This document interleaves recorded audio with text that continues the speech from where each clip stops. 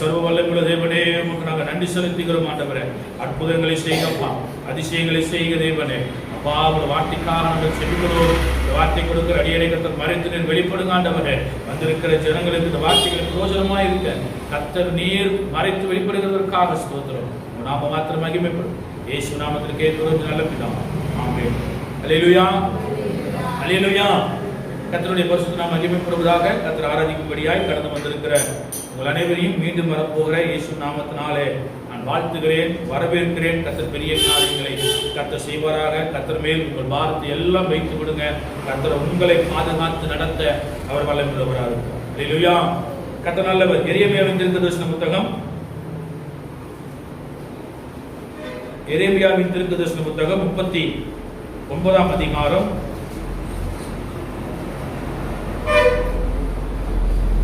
அதனுடைய 17-18 வசனங்கள்.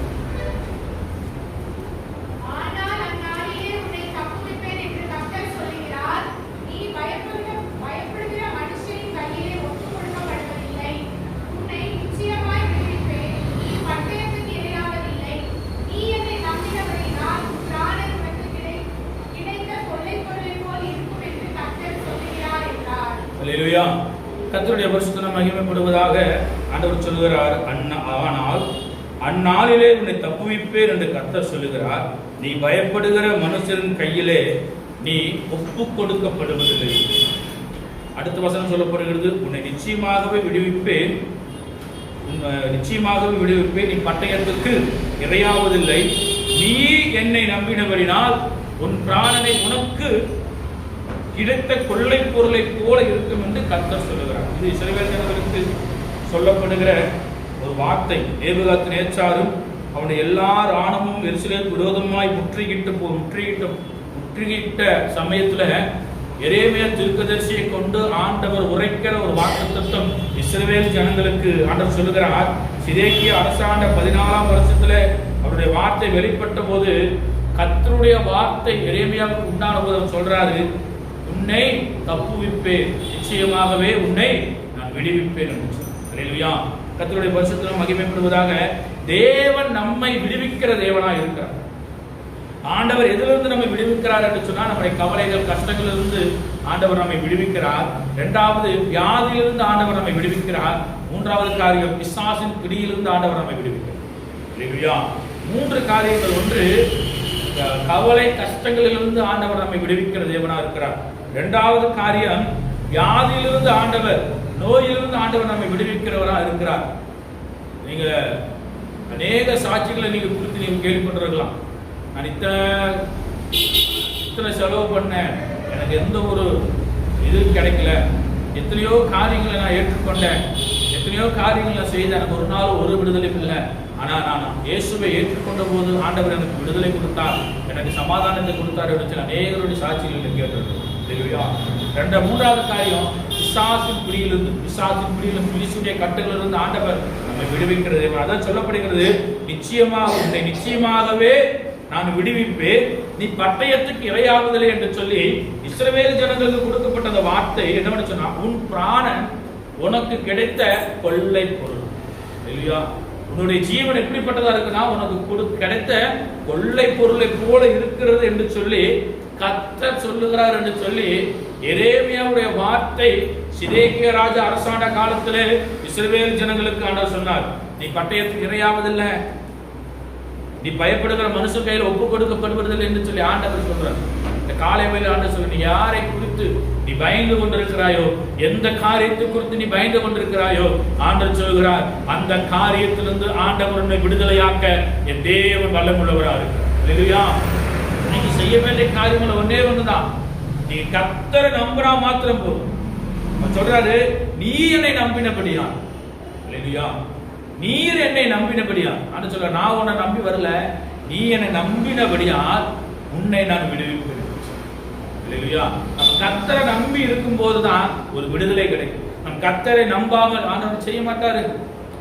நான் 5 வருஷம் சர்ச்சுக்கு வந்துட்டு எனக்கு செய்ய மாட்டாரு அப்படிங்கிற அவிசுவாசம் இல்ல, விசுவாசம் சொல்லணும். நான் நம்பி இருக்கிற இன்னார் என்று நான் அறிவேன் என்று இல்லையா? நான் நம்பி இருக்கிற தேவன் இன்னார் என்று அறிவேன், அவர் என்னை எல்லா இக்கட்டுகளுக்கும் நீங்களா தீங்குள்ளாக்கி என்னை விடுவித்து பாதுகாத்து நடத்த அவர் வல்லமுள்ளவர் என்று சொல்லி நான் விசுவாசிக்கும் போதுதான் ஆண்டவர் என்னுடைய கவலைகளும் கஷ்டங்களிலிருந்து விடுதலை கொடுக்கிறது மாத்திரமல்ல, என்னுடைய வியாதியிலிருந்து ஆண்டவர் விடுதலை கொடுக்கிறது மாத்திரமல்ல, விண்லி சூனிய கட்டுகளிலிருந்து ஆண்டவர் விடுதலை கொடுக்கிறவராக இருக்கிறார். அல்லேலூயா, அல்லேலூயா.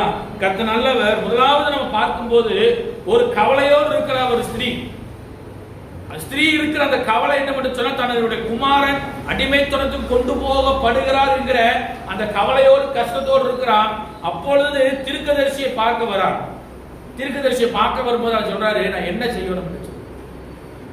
வாசிக்கலாம் 2 ராஜாக்களின் புஸ்தகம், 2 ராஜாக்களின் புஸ்தகம் 4ஆம் அதிகாரம்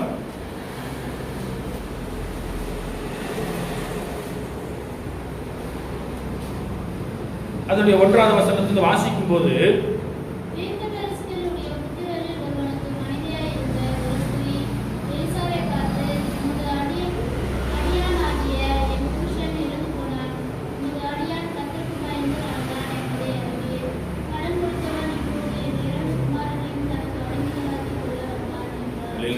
இங்க தீர்க்கதரிசி புத்திரர்ல ஒரு தீர்க்கதரிசியை கல்யாணம் பண்ணன ஒரு மனைவி இருக்கிறா. அந்த மனைவி என்ன பண்றானா, கடன் வாங்கி இருக்கிறா. அந்த கடனை தீர்ப்பதற்கு அவளுக்கு வழி இல்லை. அவ எலிசாவை பார்க்கிறான். எலிசாவை பார்த்த போது அவன் சொல்றான், என்னுடைய மகன்கள் 2 பேரையும் அடிமை 2 குமாரன் தனக்கு அடிமைகளாக்க கொள்ள கடங்காரன் வந்து நிற்கிறான் என்று சொல்லி எலிசாவிடத்தில் முறையிடுகிறான். தேவனை நம்பி வந்திருக்கிறான். அவரை நம்பி வந்து தான் செய்த காரியத்தை சொல்லுகிறான். அவன் சொல்றாரு எலிசாவை நோக்கி, நான் உனக்கு என்ன செய்ய வேண்டும் என்று சொல்லு. யாராவது கேட்பாங்கல்ல, இப்ப என்கிட்ட வந்து யாராவது ஒருத்தருக்கு இப்படி இருக்கு பாஸ்டர், அப்படி உனக்கு என்ன செய்யணும்? ஏன்னா எனக்கு செய்ய முடிகிற காரியம் தான் ஜெபம். ஆண்டவர் கவலைகளிலிருந்து கடன் பாரங்களிலிருந்து உங்களை விடுதலை ஆக்குவார் என்கிற விசுவாசத்தோடு நான் ஜெபிக்கும் போது ஆண்டவர் உங்களுடைய கஷ்டங்களிலிருந்து ஆண்டவர் உங்களுக்கு விடுதலை கொடுத்து அந்த பாடுகளிலிருந்து ஆண்டவர் மாற்றி ஒரு நன்மையான காரியத்தை செய்யும். அல்லேலூயா. நீங்க நம்பி வந்து ஆண்டவர் சமூகத்தில் நம்பி வந்து கேட்ட போதுதான் ஆண்டவர் உங்களை விடுவிக்கிறவரா இருக்கு. இங்க எலிசா தீர்க்கதரிசியை பார்த்து தீர்க்கதரிசி புத்திரனுடைய அந்த மனைவி சொல்றான், என்னுடைய மகன்களை அடிமைகளாக்க கொண்டு போக வந்திருக்கிறான், கடன்காரன் வந்திருக்கிறான் என்று சொல்லி, கடன் கொடுத்து வந்திருக்கிறான் என்று சொல்லி அவன் போய் தன்னுடைய கவலை கஷ்டங்களை எலிசா தீர்க்கதரிசி சொல்றாரு. எலிசா தீர்க்கதரிசி என்ன, நான் உனக்கு என்ன செய்ய வேண்டும் என்று சொல்லி, என்ன செய்ய வேண்டும் என்று கேட்டுட்டு எலிசா சொல்றாரு, வீட்டில் உன்னிடத்தில் என்ன இருக்கிறது என்று சொல்றாரு. எலிசா கேட்டுட்டு அப்படியே விடல. தீர்க்கதரிசி கேட்டு உனக்கு என்ன செய்ய வேணும்னு சொல்லி அவளோட வார்த்தை கேட்கறதுக்காக இல்ல, திரும்ப கேட்கிறாரு, உனக்கு என்ன வீட்டுல என்ன இருக்குதுன்னு சொல்லி. ஒரே சொல்றான், எண்ணெய் மாத்திரம் இருக்குது, சமையலுக்கு பயன்படுத்துகிற எண்ணெய் மாத்திரம் இருக்கிறது சொல்லி அவன் சொன்ன போது எலிசா தீர்க்கதரிசி சொல்றான், நீ வீட்டுக்கு வேறு எண்ணெய் அல்லாமல் உமது அடியாளுடைய வீட்டில் வேறு ஒன்றுமில்லை என்று சொன்ன போது 3வது வசனம், அப்பொழுது அவன், நீ போய் உன்னுடைய அயல் வீட்டுக்காரர் எல்லாரிடத்திலும் அநேக வெறும் பாத்திரங்களை கேட்டு வாங்கி கொடு. பக்கத்து வீட்டில் இருக்கிறவங்க, சொந்தக்காரங்க வீட்டில் இருக்கிறவங்க எத்தனை வெறுமையான பாத்திரம் இருக்குதோ இந்த வெறுமையான பாத்திரத்தை எல்லாம் வீட்டுக்குள்ள சேர்த்துக்கொள்ளும். இல்லையா? இந்த காலை வேளையில் ஆண்டவர் சொல்றாரு, வெறுமையான பாத்திரமாய் நீ கடந்து வந்திருக்கலாம், ஆண்டவருடைய நிறைவான பாத்திரமாய் அனுப்பப்படும். இல்லையா? உங்களுடைய கவலைகளோடு நீங்க வந்திருக்கலாம், நீ கஷ்டத்தோடு வந்திருக்கலாம், மனபாரத்தோடு வந்திருக்கலாம். ஆண்டவர் சொல்லுகிறார், இன்று நீ போகும்போது உன்னுடைய பாரங்கள், உன்னுடைய கவலைகள், கஷ்டங்கள் எல்லாவற்றையும் கர்த்தர் ஏற்றுக்கொள்ளுவார். நீ சமாதானத்தோட போற, நீ வெறுமையா வந்திருப்பீங்கன்னு சொன்னா ஆண்டவர் உங்களை நிரப்பி அனுப்ப போகிறார். அல்லேலூயா, அல்லேலூயா. ஆண்டவர் சொல்றாரு, எண்ணெய் இல்லாமல் வேற ஒன்றுமே எனக்கு இல்லை, நான் என் வீட்டுல எண்ணெய் மட்டும்தான் இருக்குது என்று சொல்லி அந்த ஸ்திரீ சொன்ன போது சொல்றாரு எலிசா தீர்க்கதரிசி, நீ போ, உன் அயல் வீட்டுக்காரர் இடத்துல எல்லாரிடத்துல வெறுமையான பாத்திரத்தால ஏற்றுக்கொள். இல்லையா? நீ வெறுமையான பாத்திரத்தால உன் வீட்டுக்குள்ள ஏற்றுக்கொள். உள்ளே போய் உன் பிள்ளைகளுடனே உள்ளே நின்று கதவை பூட்டி அந்த பாத்திரங்கள் எல்லாவற்றிலும் பார்த்து நிறைந்ததை ஒரு பக்கத்தில் வை என்று சொல்லி எலிசா தீர்க்கதரிசி சொல்லிட்டாரு. பட் என்னதான் இருக்குது, எண்ணெய் எடுத்து எல்லா காலி பாத்திரத்தையும் வாங்கி வச்சுக்க. காலி பாத்திரம் எல்லாம் ஒரு இடத்துல வச்சுக்க. எத்தனை பாத்திரம்னு சொல்லல, காலி பாத்திரத்தெல்லாம் நீ வாங்கி வச்சுக்க. அந்த எண்ணெய் எடுத்து ஒவ்வொரு காலி பாத்திரத்திலையும் நீ நிரப்பு. நிரப்பது நிறைஞ்சது எல்லாத்தையும் எடுத்து சைடில் வைக்கும். எல்லாத்தையும் சைடில் எல்லா பாத்திரமும் நிரம்பினது. வீட்டில இருந்து பாத்திரம், வெளியில இருந்து வாங்கின எல்லா பாத்திரமும் நிரம்பினது. இல்லையா? நீ வெறுமையான பாத்திரமாய் தேவ சொந்தத்தில் கடந்து வந்திருப்பேன் சொன்னா காலை வேளையில ஆண்டவர்கள் நிறைவான ஆசீர்வாதத்தை தர வல்லம் விழுகிறார். இல்லையா? நிச்சயமாகவே ஆண்டவர்களுக்கு விடுதலையை கொடுக்கிற தேவன் அவர்களோடு கூட வந்து அந்த பாத்திரங்கள் எல்லாவற்றிலும் பார்த்து நிறைந்ததே ஒரு பாத்திரத்து பக்கத்தில் வை என்றான். அவளிடத்தில் போய் தன் பிள்ளைகளுடனே கதவை பூட்டி கொண்டு இவர்கள் பாத்திரங்களை அவளிடத்தில் கொடுக்க அவள் அவைகளில் வார்த்தாள் என்று சொல்ல வார்த்தைக்கு கீழ்ப்படிந்து போறான். முதலாவது என்ன பண்றா? கர்த்தரை நம்பி வந்தாள். எலிசா தீர்க்கதரிசியை நம்பி வந்தாள். அவன் தீர்க்கதரிசி புத்திரனோட மனைவிதான். கடன் வாங்கிட்டா, கடன் கட்டுறதுக்கு வழி இல்லை. அந்த கவலையோடு இருக்கிற என்னோட பிள்ளைகள் 2 பேர் அடிமை, குழந்தை 2 பேர் பெற்ற பிள்ளைகள் 2 பேர் அடிமையா போகணும். எவ்வளவு கஷ்டமா இருக்கும், எவ்வளவு கவலையோடு வந்திருப்பான். எலிசா இடத்துல விஷயத்தை சொல்றான். அவனை நம்பி வந்தான். ஆண்டவர் நம்பிக்கை அந்த விசுவாசத்தை பார்த்து உனக்கு இருக்கிறது என்ன எண்ணம் மட்டும்தான் இருக்கு, அது எல்லாத்தையும் நீ பார்த்து பக்கத்துல நிறைந்தது எல்லாத்தையும் தள்ளி பக்கத்துல வை என்று சொன்ன போது அவர் சொன்ன வார்த்தைக்கு அவன் கீழ்ப்படிந்துவான். இல்லையா? அவனை கேட்டிருக்கலாம், வெறுமையான பாத்திரத்துல வாங்கி ஒரு குடத்தை எண்ணெய் ஊத்துற எப்படி நிறையும்னு சொல்லி நினைச்சிருக்கலாம். அப்படியே ஒரு வார்த்தை ஒரு நாளும் அவள் நினைக்கவில்லை. அப்படி நினைச்சிருந்தாலும் சொல்ல அந்த ஸ்திரீயுடைய வாழ்க்கை வரலாறு அவளுடைய காரியங்களில் வந்திருக்காது. இல்லையா? ஏனென்று சொன்னால் கர்த்தரை நம்பி அற்புதத்தை பெற்று கொண்டபடியால் தான் இந்த நாளிலும் அவளை குறித்து அந்த நாளில் நாம் தியானித்துக் கொண்டிருக்கிறோம். ஏனென்று சொன்னால் கர்த்தரை நம்பி வருகிறவர்கள் ஒருபோதும் ஆண்டவர் புறமே தள்ளுகிறல்ல, அவர் எல்லாவற்றிலும் அவர்களை சேர்த்து நீ வெறுமையா இருக்கிறியா, உங்கள்கிட்ட ஒண்ணும் இல்லையா, ஆண்டவரை எதிர்பார்ப்பதில்ல, உள்ளான இருதயத்தை மாத்திரம் தான் நீ அவரை நம்பி வரையா, இல்ல சும்மா இதை கடமைக்கு வரையான்னு சொல்லி ஆண்டவர் பார்க்க இல்லையா? ஆனா அந்த ஸ்திரீ ஆண்டவரை நம்பி வந்தா, எலிசா தீர்க்கதரிசியை நம்பி வந்தா. நடந்த சம்பவம் என்னன்னு சொன்னா வாசிக்கும் போது 6வது வசனத்தை வாசிக்கலாம்.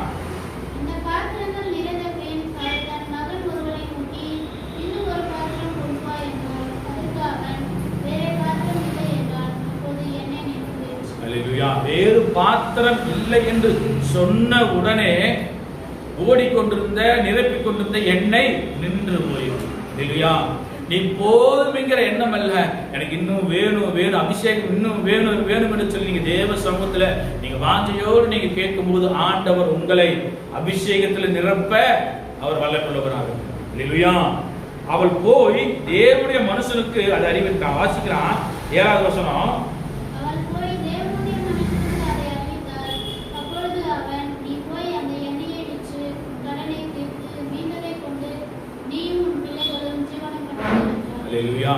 கர்த்தரை நம்பி வந்த அந்த ஸ்திரீக்கு ஆண்டவர் ஒரு பெரிய அற்புதம் செய்தார்.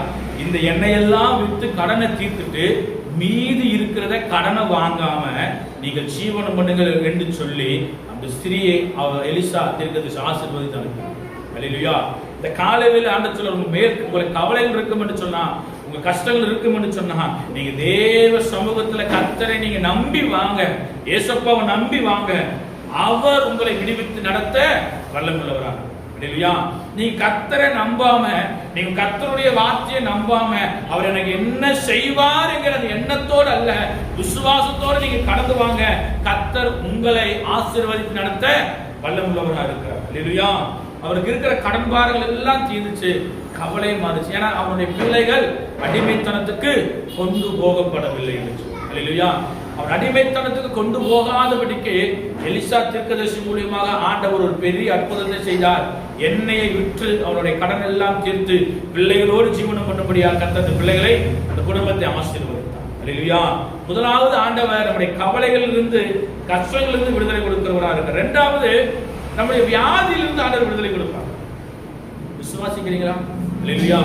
நம்ம எப்பேற்பட்ட வியாதியா இருந்தாலும் சரி, புதிய ஏற்பாட்டு காலத்துல புதிய ஏற்பாட்டு மார்க் எழுதின சுவிசேஷ புத்தகத்தில் சொல்லப்பட்டிருக்கு 12 வருடம் பெரும்பாலான ஸ்திரீ என்ன சொல்றா, தனக்கு உண்டான எல்லாவற்றும் செலவழிந்து போனதுக்கு அப்புறமும் மருத்துவத்தில் எல்லாம் செலவழிந்து போச்சு, ஒரு காசும் இல்லை.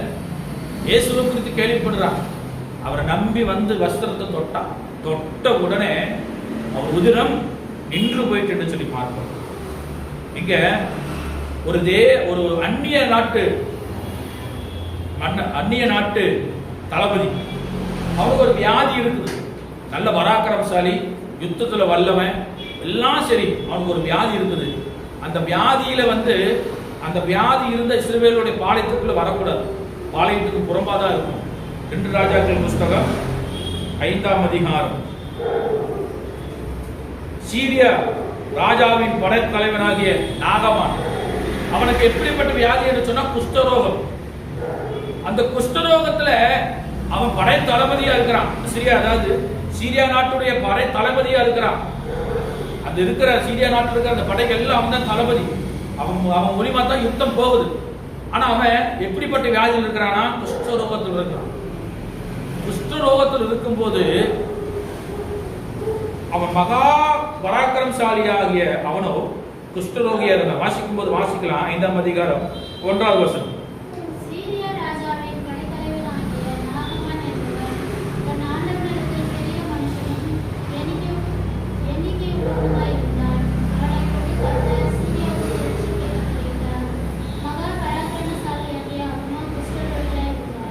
சீரியா நாட்டு படைத்தலைவர் எப்படி இருக்கிறானா?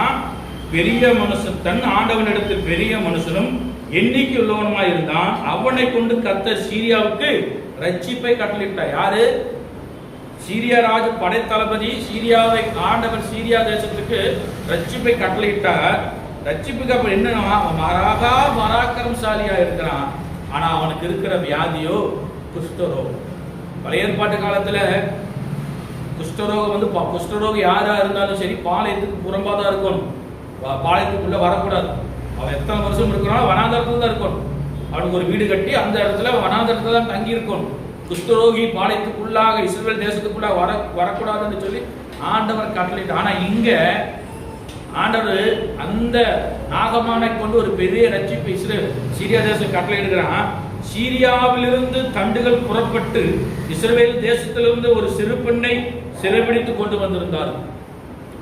இஸ்ரவேல் தேசத்துல ஒரு சிறு பெண்ணு ஒரு பெண்ணை சிறைபிடித்து கொண்டு வந்தபோது நாகமானுடைய அரண்மனையில வேலை செஞ்சுட்டு இருக்கிறான்.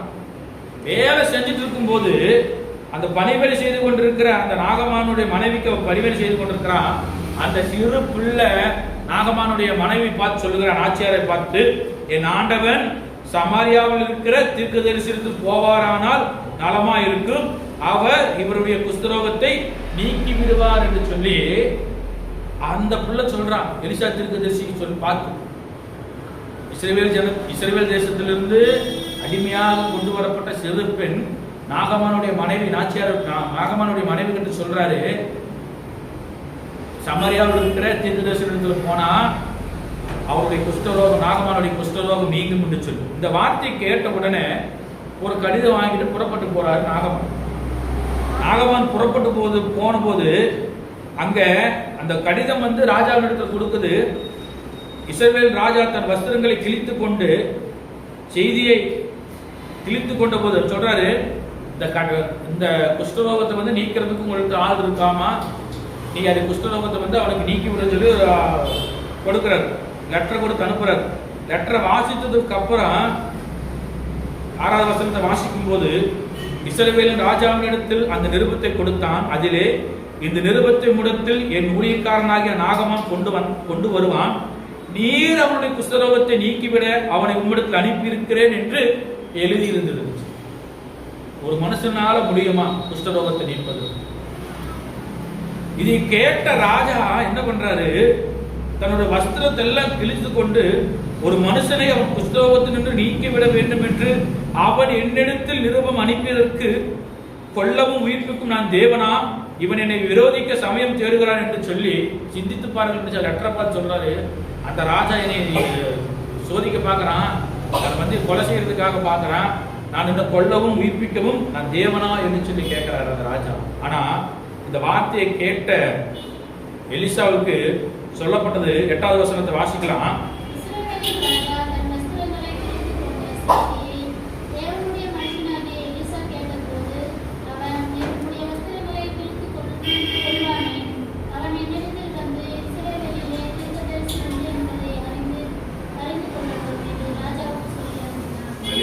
சொல்றாரு, இஸ்ரவேலில் தீர்க்கதரிசி இருக்கிறார் என்று சொல்லி நாகமான் தெரிந்து கொள்ளட்டு அவனை என்னிடத்துக்கு அனுப்ப அப்படின்னு சொல்லு. எலிசா போகல, நல்லா கவனிச்சு பாருங்க. எலிசா போகல யார நாகமான பாக்குறதுக்கு, நாகமான எங்கிட்ட அனுப்ப சொல்றாரு. சொன்னதுக்கு அப்புறம் அவன் வந்தான். அப்படியே நாகமான் தன் குதிரைகளோடும் தன் ரதத்தோடும் வந்து எலிசாவின் வாசப்படியில் நின்று அவன் நினைச்சிட்டா எலிசா வந்து அவனை தொட்டு சுகமாக்குவான்னு சொல்லி அவர் ஒரே வார்த்தை சொல்லிட்டாரு, நீ போய் யோர்தானிலே ஸ்நானம் பண்ண. அப்பொழுது எலிசா அவனிடத்தில் ஆள் அனுப்பி, நீ போய் யோர்தானிலே 7 தரம் நான் ஸ்நானம் பண்ணு, அப்பொழுது மாம்சம் மாறி நீ சுத்தமாவா என்று சொல்ல சொன்னான். இந்த வார்த்தை கேட்ட நாகமானுக்கு கோபம் வந்துருச்சு.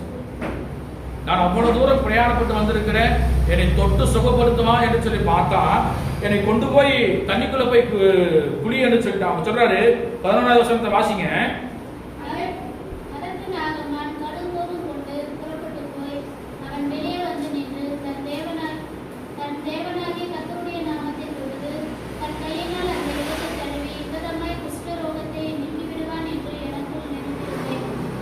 ஏன்னா அவருக்கு தெரியாது நாகமானுக்கு குஷ்டரோகியை வந்து அவங்க தொடக்கூடாது, ஆசாரியன் தீர்க்கதரிசி யாருமே தொடக்கூடாது. அவன் சொல்றாரு, நீ போய் யோர்தானிலே ஸ்நானம் பண்ணு.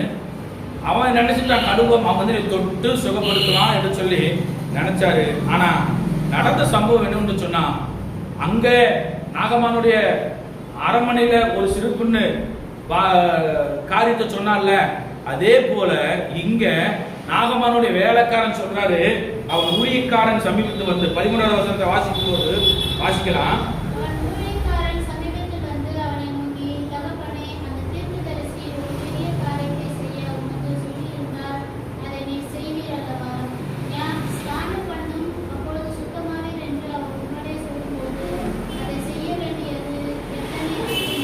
அந்த ஊழியக்காரன் நம்புறான் தீர்க்கதரிசி, அவன் சொன்ன வார்த்தை, எலிசா சொன்ன வார்த்தை அவன் ஊழியக்காரன் நம்புறான். அவன் மூலியமாக ஆண்டவர் நாகமானுடைய இருதயத்தை திறக்கிறார். இல்லையா? அவன் நம்பி வந்துட்டான், என்னை தொட்டு சுகமாக்குவான் என்று சொல்லி. அந்த தொட்டு சுகமாக்குறது யார் தெரியுமா? இயேசு கிறிஸ்து மாத்திரம்தான் குஷ்டரோகத்தை தொட்டு சுகப்படுத்தும். அல்லேலூயா, அல்லேலூயா. தொட்டு சுகமாக்கும் என்று சொல்லி அவன் சொன்னாரு, ஆண்டவரே உமக்கு சித்தமானால் என்னை சுத்தமாக்க சொன்ன, எனக்கு சித்தம் உண்டு, நீ சுத்தமாகும் என்று சொல்லி குஷ்டரோகத்தை தொட்டு ஆண்டவர் சுகப்படுத்து. அல்லேலூயா. ஏன்னா அந்த நாட்களிலே சொல்லப்பட்டிருக்கிற கட்டளை அப்படி. எலிசா அந்த நாட்களில் கட்டளைக்கு கீழ்ப்படிந்து நடந்த தேவ மனிதன் சொல்றாரு, நீ போ யோர்தான். நான் சொல்றேன், நான் இருக்கிற தேசத்துல அவ்வளவு தண்ணி அவ்வளவு வல்லமையா இருக்குது, அவ்வளவு நல்ல தண்ணி வருது, இந்த யோர்தான் அதை காட்டிலும் பெரியதா என்று சொல்லி கேவலமா பார்த்தான். அந்த யோர்தான் தான் அந்த யோர்தான் தான் முங்கின போது நடந்த சம்பவம் என்னவென்று சொன்னா, அப்பொழுது அவன் இறங்கி தேவனுடைய மனுஷனுடைய வார்த்தையின்படியே யோர்தானிலே 7 தரம் முழுகின போது அவன் மாம்சம் ஒரு சிறு பிள்ளையின் மாம்சத்தை போல மாறி அவன் சுத்தமானான். இல்லையா? சுத்தமானதுக்கு அப்புறம் திரும்பி போறான், ஏதாவது வெகுமதி வாங்கிக்கணும்னு சொல்லி வேண்டாம், ஒரே ஒரு காரியத்தை மட்டும் எனக்கு மன்னிக்கணும். ஏன்னா அவன் விசுவாசித்தான். ஏன்னா அவன் குஷ்டரோகம் மாறிச்சுல, அவன் ஆண்டவரை ஏற்றுக்கொண்டான். வாசிக்கலாம், ஒரு காரியத்தை மாத்திரம் கர்த்தர் அடியனுக்கு மன்னிப்பாராக. 18வது வசனம் வாசிக்கும் போது,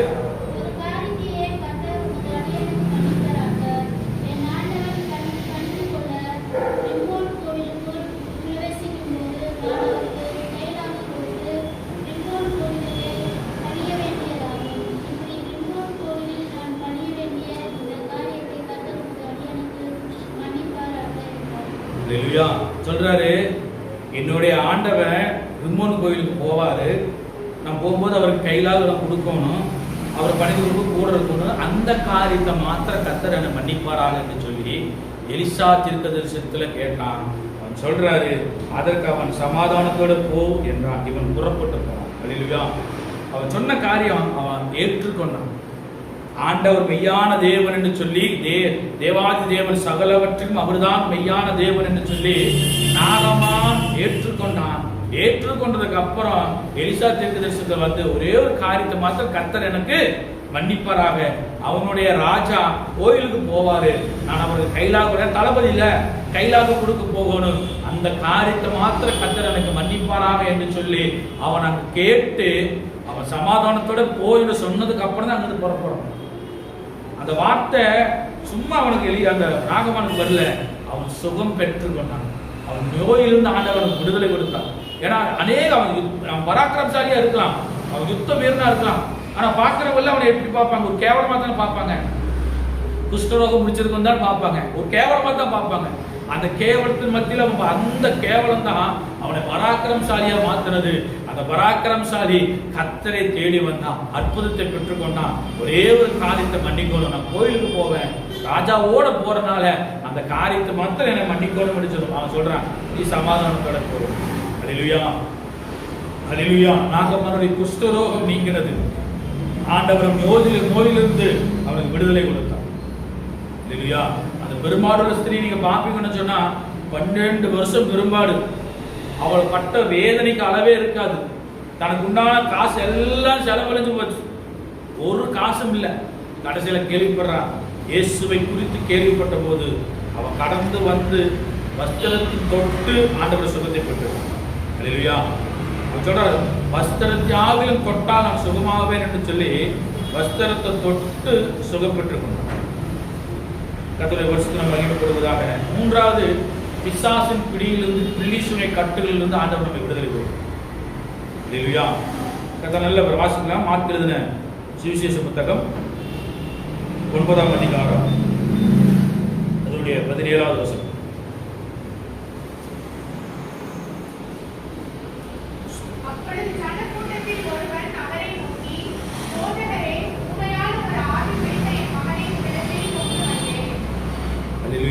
இங்க ஒரு பிசாசு ஒரு மகனுக்கு பிடிச்ச, ஒரு வாலிபனுக்கு ஒரு பிசாசு பிடிச்சிருக்குது.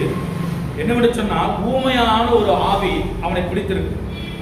அது அவனை எங்கே பிடித்தாலும் அங்கே அவனை அலைக்கழித்து, அப்பொழுது அவன் நுரை தள்ளி பல்லை கடித்து சோர்ந்து போகிறான். அதை துரத்தி விடும்படி சீசரத்தில் கொண்டு வந்தான். சீசரத்தில் கொண்டு வந்த அந்த ஆவியை சரி அந்த ஆவியை அவர்களால் துரத்தக்கூடாமல் போயிட்டு, அப்பொழுதுதான் அவர் இயேசுவினிடத்தில் கொண்டு வராரு. இயேசுவினிடத்தில் கொண்டு வந்த போது அவன் சொல்றாரு, அது ஊமையான ஆவி. அவனை எங்க பிடித்தாலும் அவனை அலக்கழித்து நுரைத்தள்ளி சோர்ந்து போகிறான். அவனை சொல்ல போது அவன் சொல்றாரு 20வது வசனத்தை, அவனை அவர்களிடத்தில் கொண்டு வந்தார்கள். அவரை கண்டவுடனே அந்த ஆவி அவனை அலக்கழித்து அவன் தரையிலே விழுந்து நுரைத்தள்ளி புரண்டான் என்று சொல்லி பார்த்தான். இல்லையா? ஒரு ஊமையான ஒரு ஆவி பிடிச்ச ஒரு மனுஷனுடைய வாழ்க்கையில ஆண்டவர் ஒரு பெரிய அற்புதத்தை கர்த்தர் செய்கிறார். என்ன சொன்னா, அவனுக்கு இருக்கிற ஒரே பையன் தான். தந்தையாரோட தந்தை அந்த மகனை கூப்பிட்டு வரான். 21வது வசனம் வாசிக்கும் போது, அவர் அவனுடைய தகப்பனை நோக்கி, இது இவனுக்கு உண்டாகி எவ்வளவு காலம் ஆயிற்று என்று கேட்டார். அதற்கு அவன், சிறு வயது முதல் கொண்டே உண்டாயிருக்கிறது. சின்ன வயசுலேயே பிசாசு பிடிச்சு பாருங்க, சின்ன வயசுலேயே பிசாசு பிடிச்சு அந்த பையனை கொலை செய்யறதுக்கு எத்தனை மணி இருக்கு இல்லையா? இந்த நாட்களில பிசாசானவன் எவனை விழுங்கலாமோ என்று சொல்லி கெஞ்சிக்கிற சிங்கம் போல வகை தேடி கொண்டிருக்கிறான். அவனுக்கு தப்பும்படி கர்த்தர் உங்களையும் உங்கள் குடும்பங்களையும் கர்த்தர் பாதுகாப்பாரா இல்லையா? என்று சொன்னால் அநேக வாலிப பிள்ளைகளுடைய வாழ்க்கையில தற்கொலை ஆவியை தற்கொலையை தூண்டுகிற எண்ணம் தான் வரும். அந்த 12th மார்க் கம்மியாச்சு உடனே தற்கொலை, படிக்கல திட்டினாலும் உடனே செத்துறாங்க. இப்படி இருக்கும்போது ஆண்டவர் சொல்றாரு, அவனை கொண்டு வந்த போது ஆண்டவர் இவனுக்கு எவ்வளவு காலம் அது உண்டாயிட்டுன்னு சொல்லி கேட்கிறாரு. சிறு வயதிலிருந்தே அவனுக்கு உண்டாயிட்டுன்னு சொன்னாரு. அதுக்கப்புறம் இயேசு இவனை கொல்லும்படிக்கு அது அநேகரம் தீயிலும் தண்ணீரிலும் தள்ளிட்டு, நீர் ஏதாவது செய்யக்கூடுமானால் எங்கள் மேல் மனதிறங்கி எங்களுக்கு உதவி செய்யும் என்று சொல்லி வேண்டினார். தகப்பனாருடைய வேண்டுதல். இயேசுவை நம்பி வந்திருக்கிறார். முதலாவது பார்த்தபோது அந்த ஸ்திரீ ஆண்டவரை நம்பி எலிசா தீர்க்கதரிசியை கடந்து வந்தார். இரண்டாவது, நோயிலிருந்து நாகமான் எலிசா தீர்க்கதரிசி நம்பி வந்தார். அவன் தொட்டு சுகப்படுத்துவார்.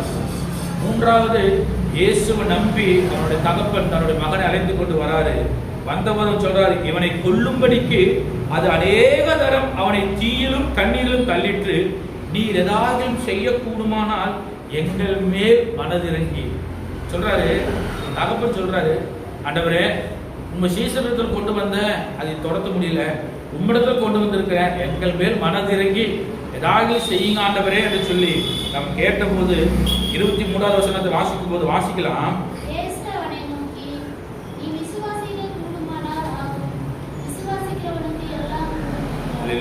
தகப்பனை பார்த்து சொல்றாரு, நீ விசுவாசிக்க கூடுமானால் ஆகும். விசுவாசிக்கிறவனுக்கு எல்லாம் உடனே சொல்ற பிள்ளையின் தகப்பன் விசுவாசிக்கிற ஆண்டவரே, என் அவிசுவாசம் நீங்கும்படி உதவி செய்யும் என்று கண்ணீரோடு சத்தமிட்டு சொன்னான்.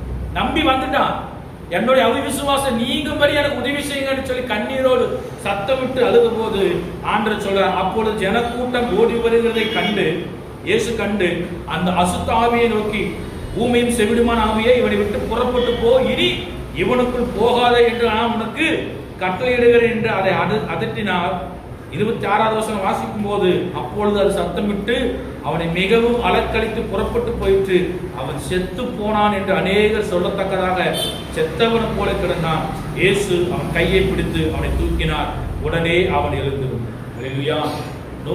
நோயிலிருந்து விடுதலை தருவது மாத்திரமல்ல, பிசாசின் பிடியிலிருந்து விடுதலை தருகிற ஒரே ஒரு நாமம் இயேசுவின் நாமம் மாத்திரம். அல்லேலூயா, அல்லேலூயா.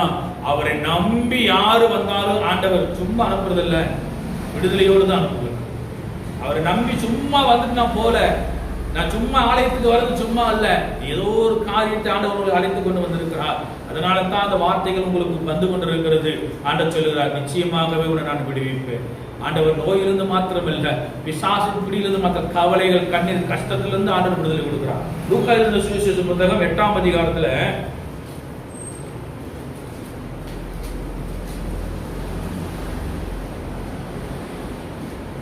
26 40 வரைக்கும் வாசிக்கும் போது, அவர் கரையிலிருந்து இறங்கின போது நெடுநாளாய் பிசாசு பிடித்தவனும் வஸ்திரம் தெரியாதவனும் வீட்டில் தங்காமல் பிரேத கல்லறைகளே தங்கினோமாயிருந்த அந்த பட்டணத்து மனுஷன் ஒருவன் அவருக்கு எதிராக வந்தான். அவன் இயேசுவை கண்டபோது கூக்குரலிட்டு அவருக்கு முன்பாக விழுந்து, இயேசுவே, உன்னதமான தேவனுடைய குமாரனே, உனக்கும் எனக்கும் என்ன, என்னை வேதனைப்படுத்தாதபடிக்கு உம்மை வேண்டிக் கொள்கிறேன் என்று சொல்லி மகா சத்தத்தோடு சொல்றான். இங்க ஒரு பிசாசு பிடித்தவன், நெடுநாளா பிசாசு பிடித்தவன், அவனுக்கு தங்குறது எங்க தெரியுமா? சுடுகாட்டுல தான், கல்லறைகள் தான் தூங்குறது, படுக்கிறது எல்லாமே நெடுநாளா இருக்குது. இயேசு கரை இறங்கின உடனே ஓடி வரான், ஆண்டவரே, உமக்கும் எனக்கு என்ன, என்னை வேதனைப்படுத்தாதீங்க என்று சொல்லி சொல்றாரு. அந்த அசுத்தாவி அவனை விட்டு போகும்படி இயேசு கட்டளையிட்டபடினால் அப்படி சொன்னான். அந்த அசுத்தாவி வெகுகாலமாய் அவனை பிடித்திருந்தது.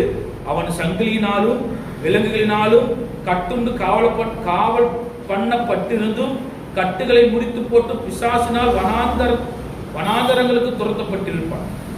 இயேசு அவனை பார்த்து உன் பேர் என்று கேட்டபோது, நான் லேகியோன் என்று சொன்னான். இல்லையா? ஒரு பிசாசு இல்லை, அந்த மகனுக்கு ஒரே பிசாசு, ஆனா இவனுக்கு அநேக பிசாசு லேகியோன் என்று சொன்னான். ஆண்டவர் அந்த மனுஷனையும் ஆண்டவர் விடுதலை கொடுத்தார்.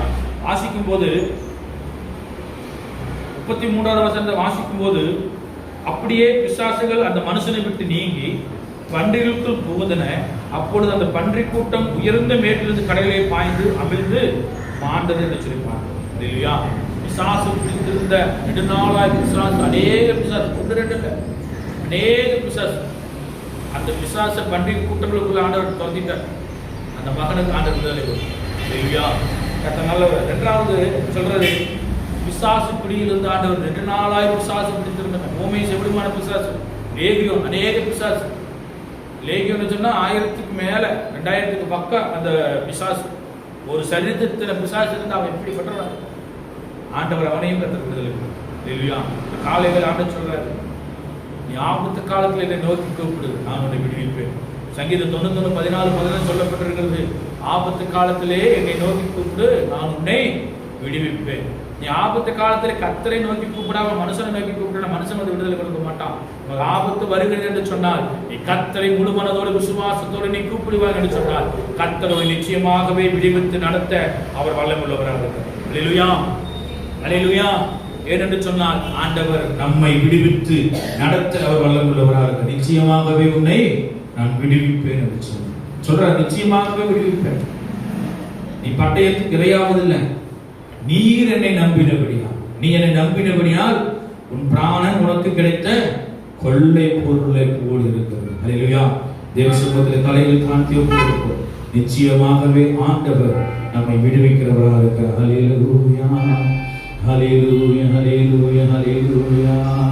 பரிசுத்தரே, உமக்கு ஸ்தோத்திரம், ஸ்தோத்திரம், ஸ்தோத்திரம், ஸ்தோத்திரம், ஸ்தோத்திரம். தேவ சமூகத்தில் ஒப்பு கொடுப்போம் ஆண்டவரே. ஹல்லேலூயா ஹல்லேலூயா. இயேசுவே உம்மை துதிக்கிறோம் ஆண்டவரே.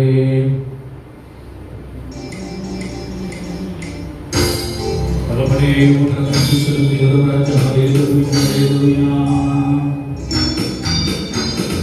பயப்படாதே நீ மனமே, நான் காத்திடுவேன் உன்னை தினமே. பயப்படாதே நீ மனமே, நான் காத்திடுவேன் உன்னை தினமே. அற்புதங்கள் நான் செய்திடுவேன், அற்புதங்கள் நான் செய்திடுவேன். உன்னை அதிசயமாய் நான் நடத்திடுவேன், உன்னை அதிசயமாய் நான் நடத்திடுவேன். நான் உன்னை விட்டு விலகுவதில்லை, நான் உன்னை என்று கைவிடுவதில்லை. நான் உன்னை விட்டு விலகுவதில்லை, நான் உன்னை என்று கைவிடுவதில்லை. நான் உன்னை காண்கின்ற தேவன், கண்மணி போல் உன்னை காப்பேன். நான் உன்னை காண்கின்ற தேவன், கண்மணி போல் உன்னை காப்பேன். நான் உன்னை விட்டு விலகுவதில்லை, நான் உன்னை என்று கைவிடுவதில்லை. சொல்றாரு, நிச்சயமாக உன்னை விடுவிப்பேன், நான் உன்னை ஒருபோதும் கைவிடுகிறவர்கள. நான் கவலை கண்ணீரிலிருந்து உன்னை விடுதலையாக்குவது மாத்திரமல்ல, நோயிலிருந்து விடுதலை தந்து, பிசாசின் பிடியிலிருந்து உன்னை விடுதலை தந்து, உன்னை ஆசீர்வதித்து நடத்துகிற கர்த்தராகிய தேவன் அவர்களோடு கூட உண்டு. அவர் அழைத்தவர் உண்மையுள்ளவர். நிச்சயமாகவே உன்னை நான் விடுவிப்பேன், நிச்சயமாகவே உன்னை விடுவிப்பேன். என்னை நம்பினபடியா உன்னை நான் விடுவிப்பேன். வானத்துக்கு பூமிக்கும் சகலதிகாரம் படைத்த எங்கள் நல்ல பிதாவே உம்மை ஸ்தோத்திரிக்கிறோம் ஆண்டவரே. ஆண்டவரே, எங்கள் மத்தியில் நீர் பேசுகிற வார்த்தைகளுக்காக நன்றி. வந்திருக்கிற ஒவ்வொரு தேவ பிள்ளைகளையும் கர்த்தர் ஆசீர்வதிங்க. இந்த வார்த்தையின் மூலமாய் பிள்ளைகளை ஆசீர்வதித்து பாதுகாத்து நடத்தபடியாக ஜெபிக்கிறோம். அப்பா, வந்திருக்கிற ஒவ்வொரு தேவ பிள்ளைகளையும் ஆசீர்வதிக்கும், சிறு பிள்ளைகளை ஆசீர்வதிக்கும், பாதுகாத்துக் கொள்ளும், பலப்படுத்துங்க. இயேசு நாமத்தில் கேட்கிறோம் நல்ல பிதாவே, ஆமென். என் ஆத்துமாவே கர்த்தரை ஸ்தோத்திரி, என் முழுவதுமே உடைய பரிசுத்த நாமத்தை ஸ்தோத்திரி. என் ஆத்துமாவே கர்த்தரை ஸ்தோத்திரி, கர்த்தர் செய்த சகல உபகாரங்கள் மறவாதே. ஆமென். நம்முடைய கர்த்தராகிய இயேசு கிறிஸ்துவின் கிருபையும் பிதாவாகிய தேவனுடைய அன்பும் பரிசுத்த ஆவியானவருடைய இன்றும் சதா காலங்களிலும் நம் அனைவரோடு கூட இருப்பதாக. ஆமென். அல்லேலூயா அல்லேலூயா அல்லேலூயா. கர்த்தர் உங்களை ஆசீர்வதிப்பாராக. ஸ்தோத்திரம்.